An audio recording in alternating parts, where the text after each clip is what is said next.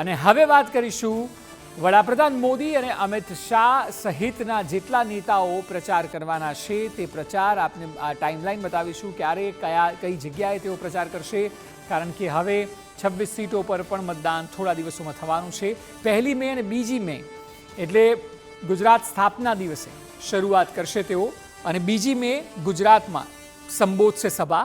2 દિવસમાં 4 ઝોનમાં 6 થી વધુ સભાઓ થઈ શકે છે. 7 તારીખે ઇલેક્શન છે એટલે મેની શરૂઆતમાં છેલ્લા અઠવાડિયામાં જ બે દિવસ તેઓ 6 સભા કરવાના છે. મોટા શહેરોમાં રોડ શો કરશે. અમિત શાહ પણ ગુજરાતમાં પ્રચાર કરવાના છે. પ્રચારની શરૂઆત તેઓ જો કે રોડ શોથી જ કરી લીધી હતી. દાહોદ અને પંચમહાલમાં એટલે કે આદિવાસી પટ્ટામાં અમિત શાહ કરી શકે છે સભાઓ કે જે આદિવાસી મતબેંક ધીરે ધીરે કોંગ્રેસના હાથમાંથી ભાજપ તરફ જઈ રહી છે તેને મજબૂત કરવાની આ વાત છે. સૌરાષ્ટ્ર, ઉત્તર ગુજરાત અને મધ્ય ગુજરાતમાં તેઓ સભાઓ કરવાના છે. એ સિવાય પ્રિયંકા ગાંધી પણ આવવાના છે. 5 વર્ષ બાદ ગુજરાતમાં સભા સંબોધશે. આપને યાદ હશે CWC 2019માં જ્યારે અમદાવાદમાં મળી ત્યારે તેઓ સભા સંબોધી હતી.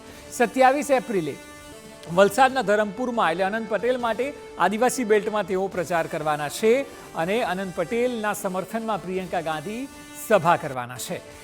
તો અલગ અલગ નેતાઓ જ્યારે ગુજરાત આવી રહ્યા છે. આવતું અઠવાડિયું ગુજરાતમાં હાઈ પ્રોફાઇલ રહેશે કેમ કે તમામ લોકો ગુજરાતમાં પ્રચારમાં જોડાશે અને તેમાં રાહુલ ગાંધીનું નામ પણ હોઈ શકે છે. તેઓ પાટણ કદાચ સભા સંબોધી શકે છે અને ગુજરાતનો પ્રવાસ બંને પાર્ટીનો આ પ્રકારે રહેશે.